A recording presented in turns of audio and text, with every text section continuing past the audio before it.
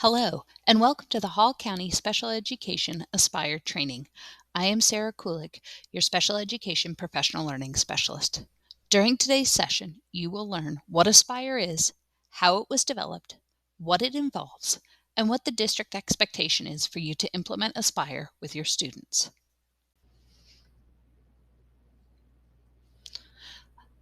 Aspire is a collaborative initiative between the Georgia Department of Education, Division for Special Education and Student Services, and the Georgia Council on Developmental Disabilities.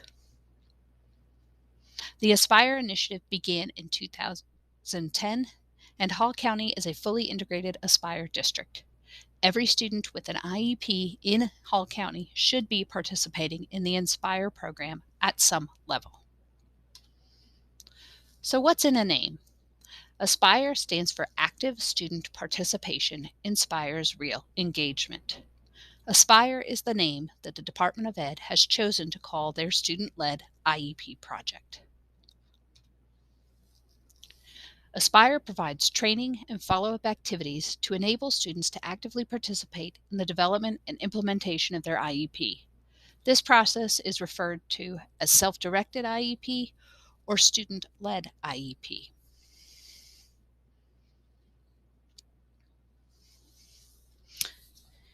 Many times, the term student-led IEP has many different names, just like Coke, soda, or pop. It's different words describing a sugary carbonated beverage. Aspire, self-directed, SLIEP all mean students having a say in their IEP, participating in their IEP meeting to the best of their ability. This will look different for everyone. Understanding that this may look different from traditional IEPs is a must, but it still contains all the components that you are accustomed to. Please understand that while the student participates in some way, they are simply one member of the team, not the ruler of the team. Depending on the age and level of functioning of your students, their roles and level of participation will vary greatly. As we go through this training, you will see how student-led IEPs help to increase student engagement and family involvement in the educational process. You will learn how students play a larger role in developing and implementing their IEP, and that it shifts from us as adults sitting around the table talking about the student or around the student to rather the student being the center of the meeting.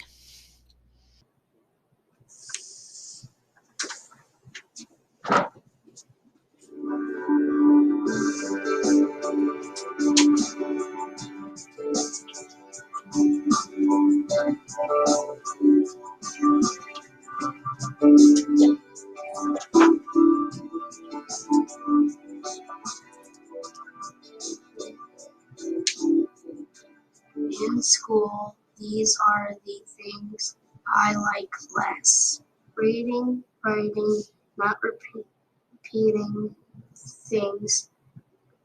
Grandma helps me with it. In the past, it's just been the parent in the school system sitting down and banging out what we want for him, what we think he should have to do, what we think his needs are.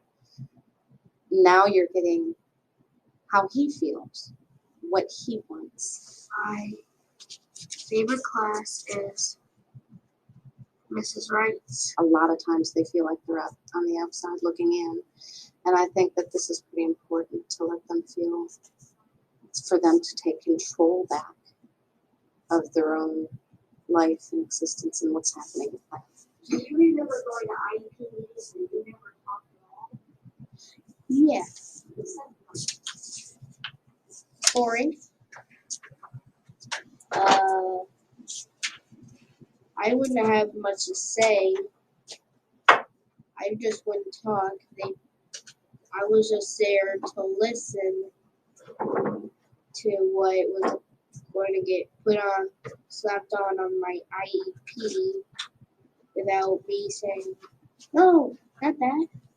I like the fact that the students have done PowerPoints and they share them with the parents, because I think so many times the parent thinks they know what's best and they don't necessarily listen to their child, or the child may not feel comfortable expressing themselves. So I think that a lot of times the PowerPoint is going to give that student the voice that they might not have had with that parent in the past. Why do you think it's important for you to do some of the talking?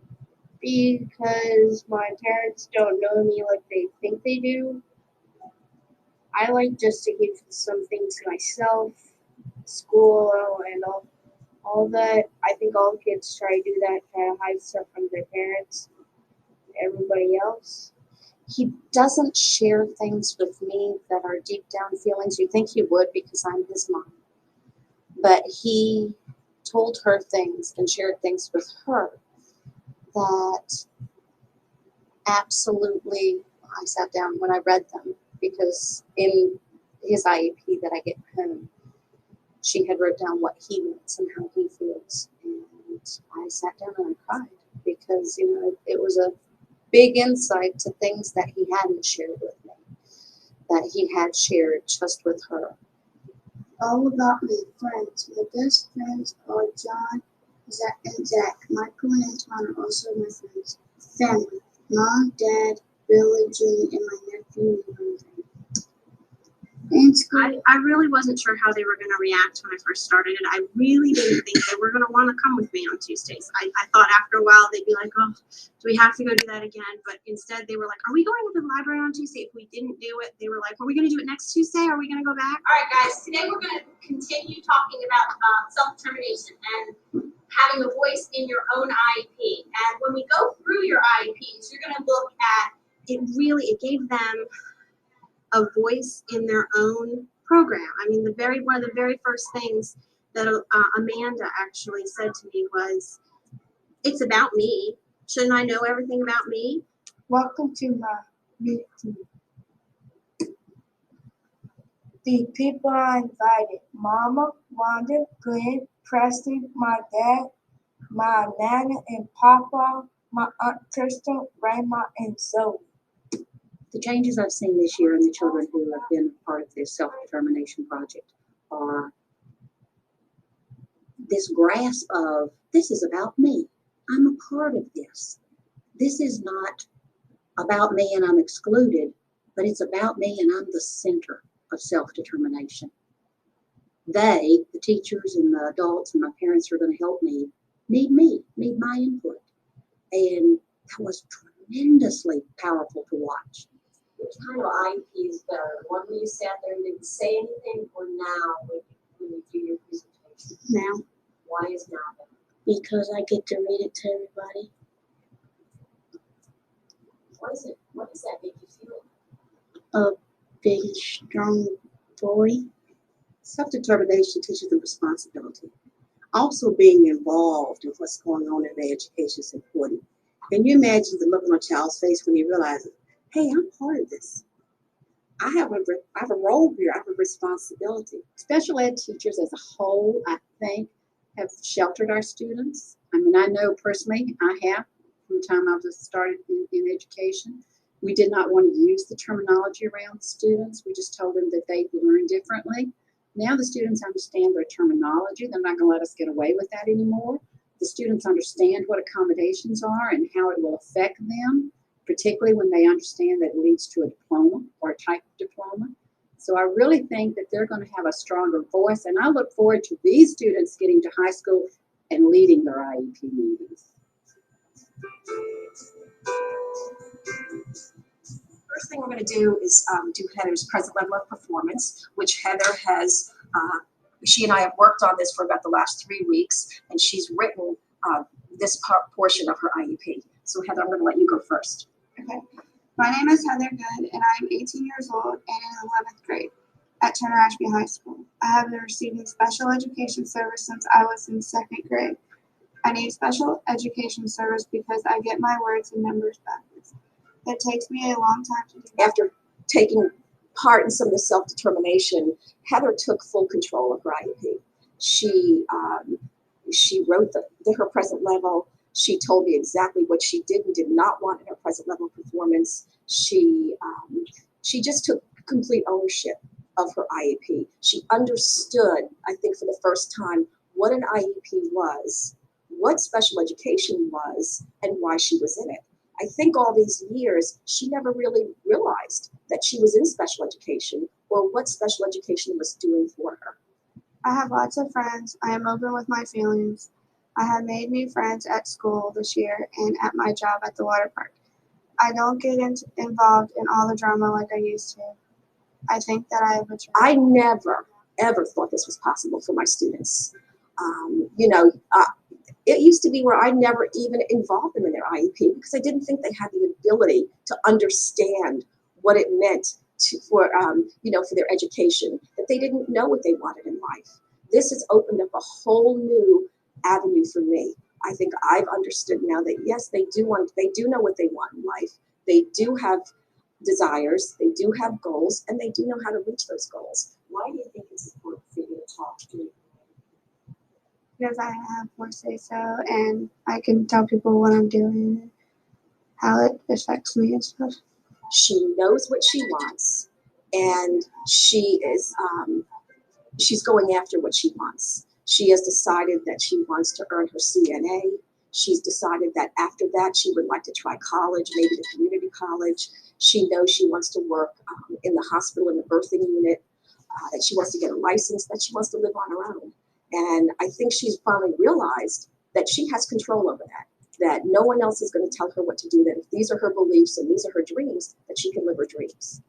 We're here for Johnny's IEP meeting, and he has written his own present level performance. We went through each section, and he wrote it completely on his own, and so it's in first person, so he's going to read it. I will read the category headings, and he will basically run this meeting by reading his present level. So first, it's Johnny's history. So he's going to go ahead. I'm currently a junior at Turner Ashby High School. I have a disability in reading comprehension. I notice that when I read anything, it feels like I'm not getting the whole explanation. Freshman year, I got in trouble a lot. I didn't do any homework, and I was just dumb. I failed the grade, and I think he felt that inside, that he was turning his life around. But when he got to really express that in his IEP and kind of show where he's come from and how he's doing now, I think it helped him to really be proud of himself for what he's done. Did you get to IEP meetings where you didn't say? yes, ma'am. What was it like? I just sit there and let my mother talk to him. I mean, you understand some of it, but then it's not like you don't get any benefits out of it from not saying anything. Next, we're just going to talk a little bit about accommodations that you feel like you need in the classroom to help you succeed with schoolwork and tests, and what you feel like you really need to help with your disability. Based on my accommodations, I just need all my tests. I think it is a much more honest IEP. I think it's just represents the kids so much more. I mean, you can get an IEP full of testing scores and reports from different tests and different teachers, and those are helpful, but they don't really explain what a kid's like. And that's really what you have to deal with as a teacher. What's this person like? What's their personality? What do they think about themselves? Because that's what you work with. You don't really work with test scores so much. And I remember back in 1989, when all of us were sitting around the table, 10 school psychologists, all those people, and there wasn't even a student in the room. And here we are setting goals for the student without them there and talking about them without them there. And here we are now, setting their own goals. They're writing their own IEPs. They're just being advocates for themselves. So it's just amazing changes I've seen. Excellent job on your poster. Yeah. Very nice. This shows us all the things that Ted likes. He's 15. This is his first year in high school. Ted is autistic. He has had a great first year of high school. He has wanted to come here so badly because his sister came here and he saw this as something that he wanted to do too, so he couldn't wait to get here. When you grow up, where would you like to work? Race. Oh, you would like to be a race car driver? Yes. Wow, that would be good. Is there anything else you're interested in? Yeah. What other job would you like to have? Maybe a job you could do around here. He knows what he wants to do in school, and he pretty much just, is very excited that there is a meeting about him and everybody's talking about him. But this year, he talked a little bit about what he wanted to do. He knew that he wanted to continue with course next year, and he knew he wanted to still have certain teachers next year. He knew we wanted to have PE and things like that. So he is participating more in that as far as what he wants to do, instead of everyone just getting together and deciding what he needs to do. He's helping. When you're grown up and have a job and racing on the weekend, Race, yes. where would you like to live? Daytona. Would you like to live at Daytona? This is a step in Ted becoming independent and being able to live independently. If he can be able to start to make decisions for himself and decisions for his life and what he wants to do, this is a step in many, many steps that he will need to take to be able to have an independent life. And I know that he wants to have an independent life. At IEP meetings where I did not participate, it was like I was thinking, why am I even here?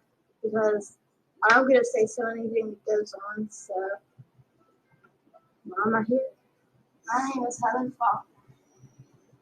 I want to present this.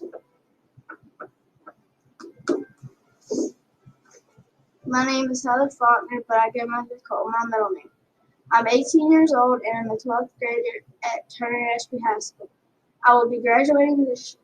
I have passed all my SOLs that are required for a standard diploma as of the end of 11th grade. She started doing her own IEPs at started that process in 9th grade. I got her as a 10th grader, and I think really being involved in that and understanding her disability and understanding that it is social and behavioral, and I think she's been able to translate that and take some control over that in her life. That's been a big it's been a big positive thing for her as well, and she hasn't had a lot of positive experiences in school. Hi, Nicole, would you give us some words about your plans for the future and your current academic performance? I have completed requirements for a standard diploma from Turner Ashby High School. I will have as of June 2007. I currently have my license, but do not have a vehicle at this time. I'm not very good at cooking on the stove, so I usually only. She used to walk by me and not say a word or talk to me or act like I was even there. And now she'll come up to me. She'll even walk in my office and talk to me and just say, hey, what's going on? And tell me about her life and what's going on with her boyfriend or with her car. It really changes. It changes the focus. It's not paperwork all of a sudden. It's real. It's what's happening to help these kids become more successful at school, and it makes sense. And now I look forward to working with students one-on-one, and they get a lot out of that as well. I think they enjoy that attention, and they enjoy feeling good about themselves after they have the meeting.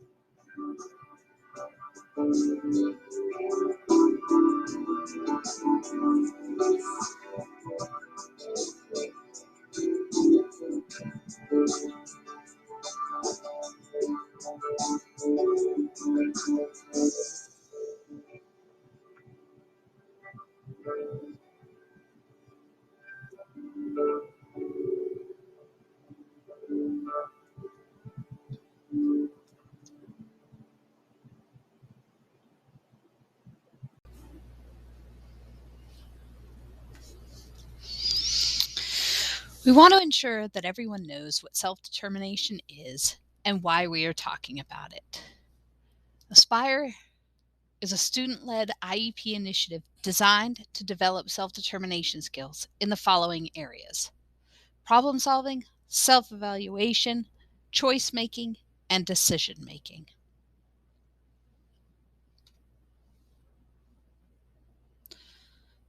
So what is self-determination? Self-determination is a combination of skills, knowledge, and beliefs that enable a person to engage in goal-directed, self-regulated, autonomous behavior. It's an understanding of one's strengths and limitations, together with a belief of oneself as capable and effective, are essential to self-determination. We're going to look at what this means in plain English. So in plain English, self-determination is knowing and believing in yourself, knowing what you want in the future and making plans to achieve those goals, and knowing and asking for the supports you need to achieve your goals. How are student-led IEPs and self-determination linked? Student-led IEPs are one way of helping students become better self-advocates, learning to apply the skills of self-determination, goal setting, and self-evaluation. Self-determination and self-advocacy are interrelated. Is self-determination just for students with disabilities? No. Research indicates that the benefit of the benefit of self-determination for all students. Problem solving, self-evaluation, choice making, and decision making are a part of many standards and are 21st century skills that students need to be successful in today's world. For our students with disabilities, those who know more about their disabilities, rights, and accommodations showed increased self-confidence and a better ability to self-advocate. All of this has led to better post-high school outcomes for students with disabilities.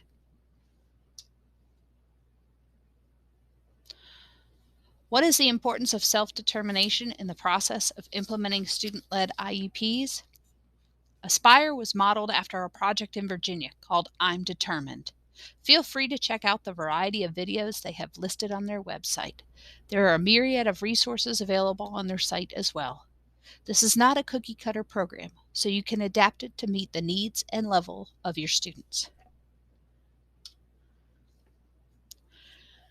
Our goal is for teachers to make the paradigm shift and see the possibilities for all. The next few slides help illustrate the possibilities. In a traditional IEP, students might have little knowledge of the purpose for their meeting, the IEP and its contents, or his or her disability. But with a student-led IEP, the student is aware of the purpose of the IEP meeting, contributes to the content of the IEP document, and understands his or her disability. In a traditional IEP, adult team members generally take the lead in determining the content, versus a student-led IEP, where the student has a say and helps determine what should go into that IEP. With traditional IEPs, students might not participate in discussion or decision-making. The meeting tends to focus more on the student's deficits or what they can't do, and the meeting might not be valued by the student, general education teacher, or even the parents.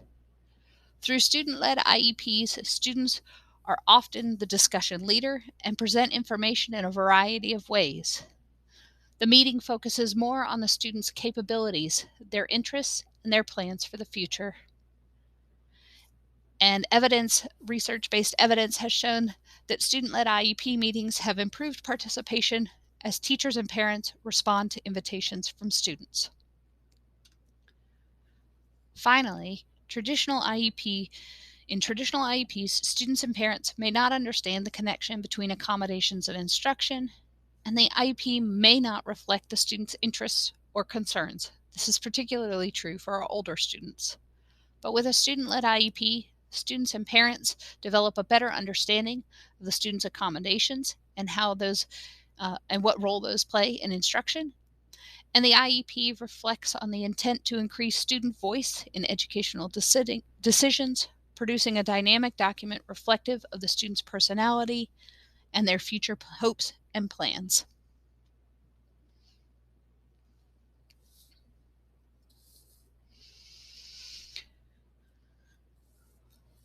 By utilizing a student-led IEP model, the IEP meeting becomes a cooperative experience of working together to assist the student. You may have noticed in the videos that the tone of the student-led IEP meetings is such that it reduces the likelihood of contentious meetings.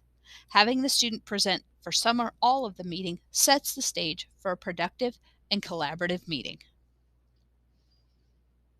Just imagine your students creating an invitation to their IEP meeting, introducing themselves and others at the meeting, or selecting pictures to show at the IEP meeting about a typical school day with them doing the things that they enjoy.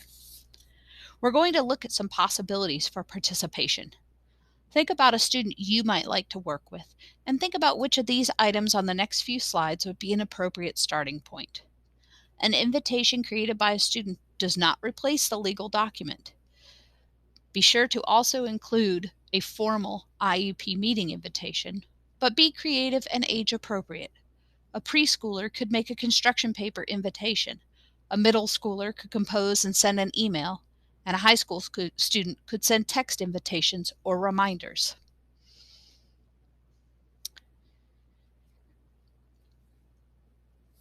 Discussing goals for life after high school and how to reach them, the transition plan, is something that every 8th through 12th grader should already be involved in. Consider having the students complete the transition plan in their own words and talk about that at the meeting. You might have to translate it into legalese, but think of the time it can save not having to come up with some cookie-cutter words to insert into the document. Students can work on clicking a mouse on a computer to move from one slide to the next in a PowerPoint presentation and describe each slide during the meeting. They can help narrate and select images for a slide presentation that portrays the subject areas they are good at, those they struggle with, and how teachers can help. They can discuss goals for life after high school and how to reach them. Think about the possibilities of your students facilitating the agenda of the IEP meeting, leading the IEP, or mentoring other students. Your students doing these things are participating in their IEP meeting.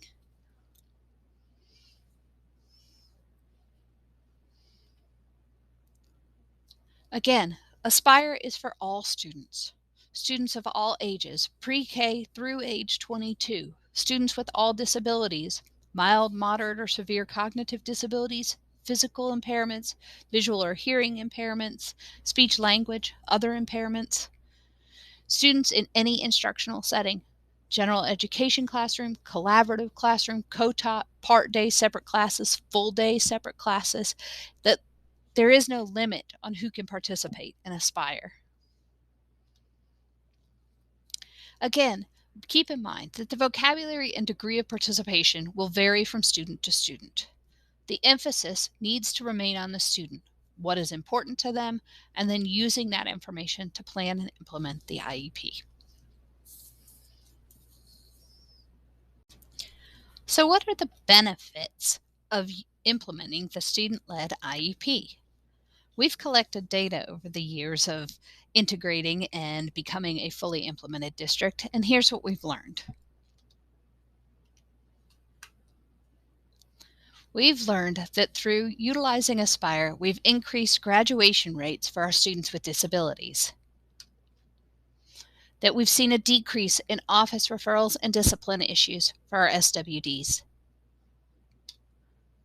We've seen a decrease in the dropout rate and an increase in student achievement. So, how might shifting from a traditional IEP model to a student-led IEP model benefit you? And how might shifting from a traditional IEP model to a student-led IEP model benefit your students? During the process of a student-led IEP, students learn how to speak for themselves. They learn about goals and objectives that form the basis of their education and why these goals and objectives are important for them. Ultimately, they become more involved in their own education.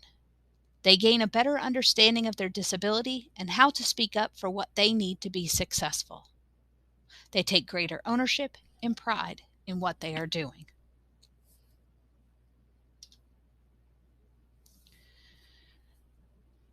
Colleges and employers need to know how to accommodate through ADA. They cannot do this if the student does not self-identify. Through programs like Aspire, we are empowering our students with disabilities to self-advocate and to self-identify, and then be able to request accommodations and supports that they need to be successful long beyond their high school career. Through Aspire, it helps students see relevance of schoolwork to their lives, provides structure for goal setting and attainment, results in more focused, motivated, and engaged youth, and the IEP process becomes more meaningful to everyone.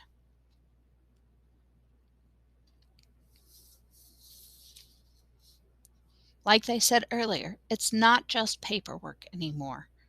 Students begin to identify those adults who can be support systems to them. They take ownership over their education and take a more active role in their transition plan. But this doesn't only benefit students, it also benefits their families. Studies showed that students who included self-determination goals in their IEPs were more likely to earn a higher income 1 year after graduation.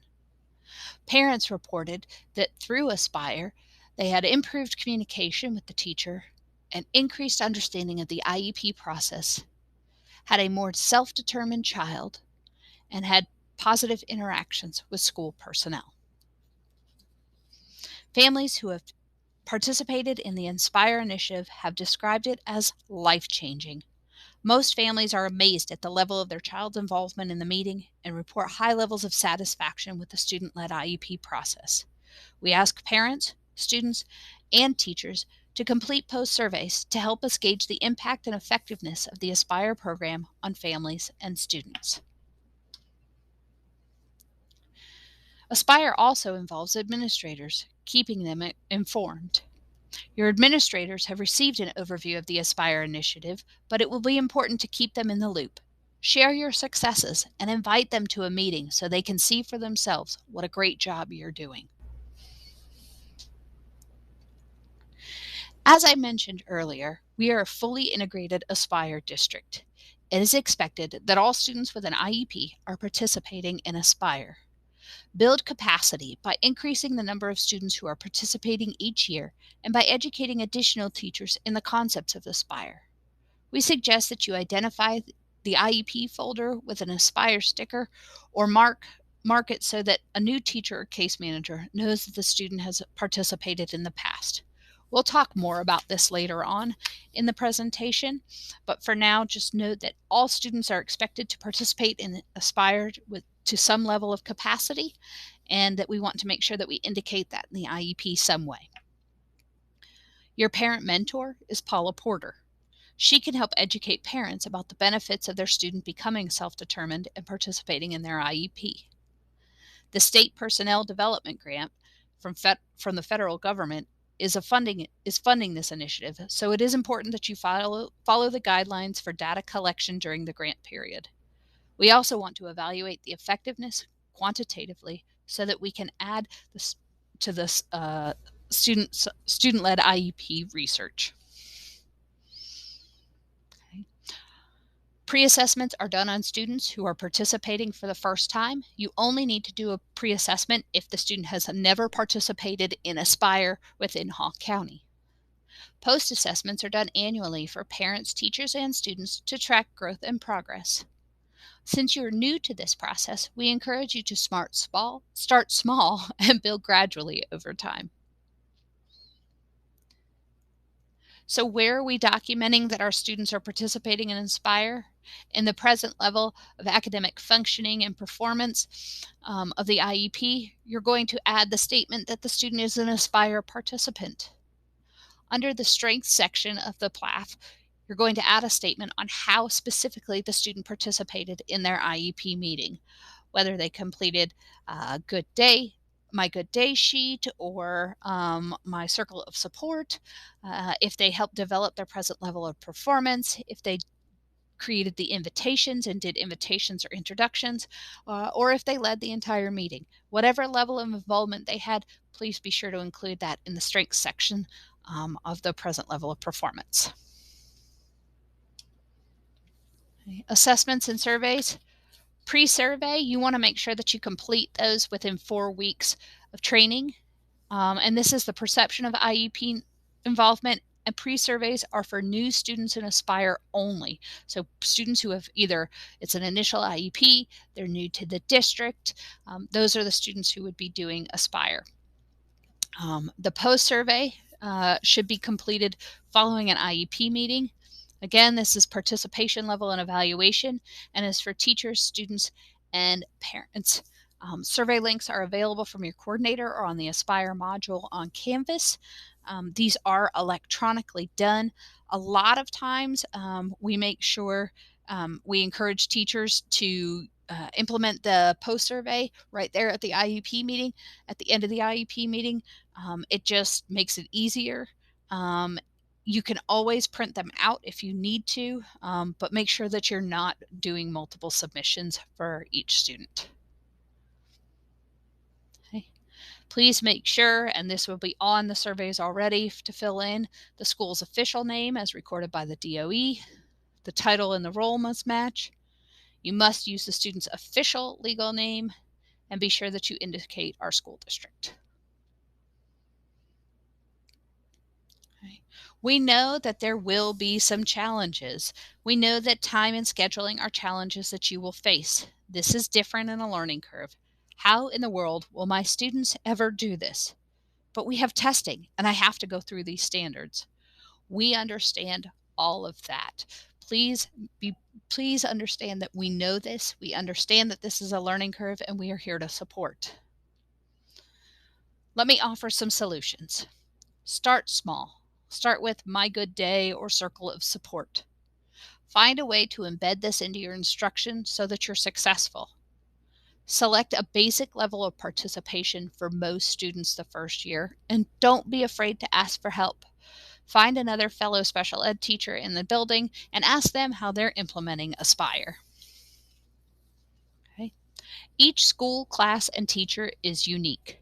Some teachers create a special class on self-determination and the student-led IEP. Some include instruction in existing course structure, teaching about student-led IEP topics through groups and individualized instruction. You can incorporate instruction into the general curricula, such as a language arts class, using groups or individualized instruction. Or you can have students come in for individual planning meetings before school starts, in the morning, during lunch, or at the end of the day. So what's the next step? First things first, you will need to inform parents that your students are participating in Aspire. Get with your students who have not ever participated in Aspire and help them complete the pre-surveys. Determine what tools will best fit your classroom style and your students' abilities. Identify what skills need to be taught and choose a lesson. Samples will be listed on Canvas. And provide training in the process to students, potentially parents, and possibly members of your IEP team. Involve parents. Okay. You, as the classroom teacher, parent involvement is difficult. Encourage your parents to attend the parent meeting that the parent mentor can conduct, and if a parent is reluctant to have their child participate, perhaps the student is not the best candidate for the first year, or you might consider suggesting the student only participate in the first few minutes of the meeting. Have the student introduce participants, share their strengths and challenges, and then you can dismiss them from the meeting. This should allow the parent to become comfortable with the idea. The tools you will use to help facilitate student success will vary depending on your teaching style, the student's level of involvement, as well as their ability.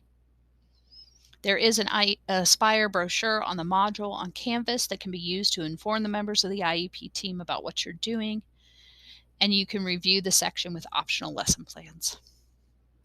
You as a classroom teacher are the most trusted source of information. Encourage your parents to assist their child in preparation and reassure them that the process will be positive.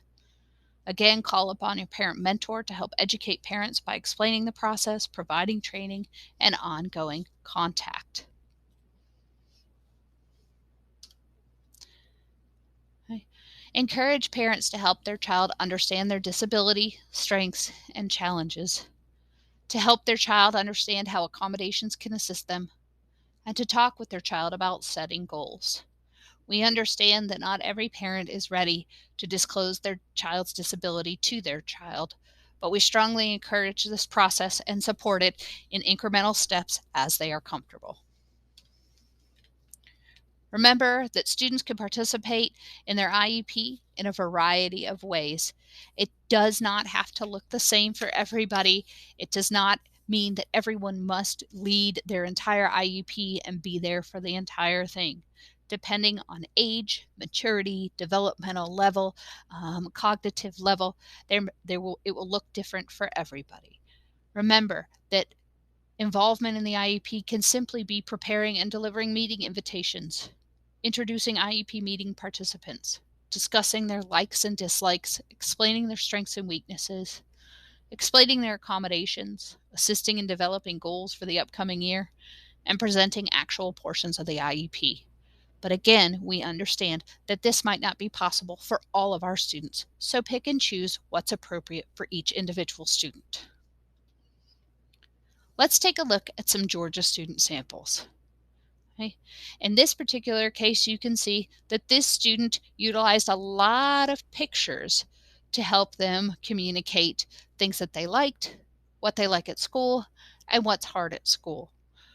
Again, address the student's functioning needs, and let's talk about where that student is actually performing and functioning, and then make the student-led IEP process attainable for them. Some students are ready to develop different PowerPoint presentations. Okay? This high school student and elementary school student both utilize PowerPoint for their presentation. The high school student is dressed up because the teacher incorporated preparing the IEP meeting into work readiness skills, like how to dress for an interview or important meeting. Okay.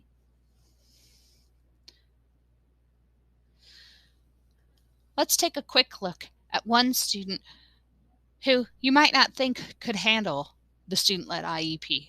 And let me change your way of thinking. Hi, welcome to my IEP meeting. I'll set up a short video for you, and I'll set this video to one of my favorite songs. And I hope through this video you will learn a little more about me. So here we go.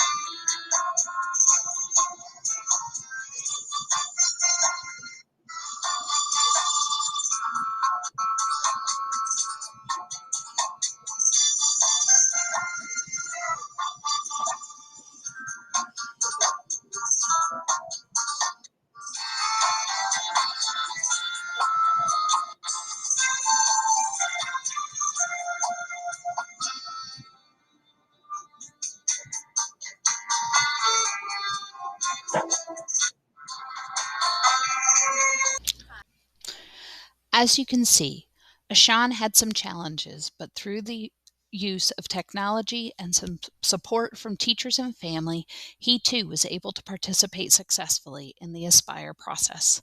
Let's take a look at one more example. In this example, the student is given a Google presentation that is pre-formatted, and the student just fills in the items. Let's take a closer look. Here the student has the cover page. They're able to insert a picture of themselves and alter their name. As they use the tabs along the bottom, they can add further information, like facts about themselves, their interests, including pictures, strengths and struggles, as well as things that are helpful for them when they're having a hard time. Most importantly, we ask the student about the future. This student decided that when they grow up, they want to be a movie director, since he makes movies on his iPad and loves making movies. As you can see, all students are capable of participating. The I'm Determined website has a variety of examples and resources to use to help you work on Aspire and self-determination skills. Feel free to access it when it's convenient for you.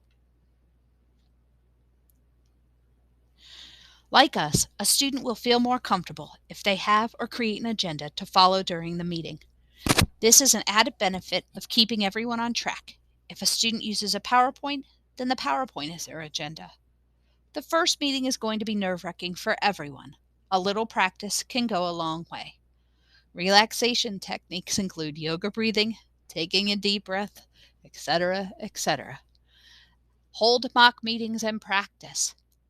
And then don't forget, for first-time student participants, be sure to complete the pre-survey prior to the IEP meeting. After the meeting, evaluate. Complete post-surveys, teachers, parents, and students. Some teachers have everyone take the post-survey on the spot. One teacher reads the survey to the students so the parents can follow along with their survey if needed. There is a sample thank you note available on the Aspire module as well. Make sure that you have the students send thank you notes to those who attend the meeting, and then celebrate this big momentous success. There are a ton of Aspire resources available for you to use. The following resources are available in the Aspire folder on Google: a parent letter, the Aspire brochure, sample lesson plans, and the All About Me template.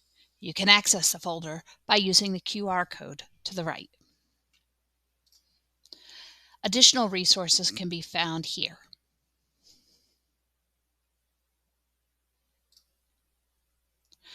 Remember, ASPIRE stands for Active Student Participation Inspires Real Engagement. If you need further support, feel free to reach out to me. All of my contact information is listed here. And again, additional resources are in the Aspire Google folder. Just click the QR code to the right and you're set to go.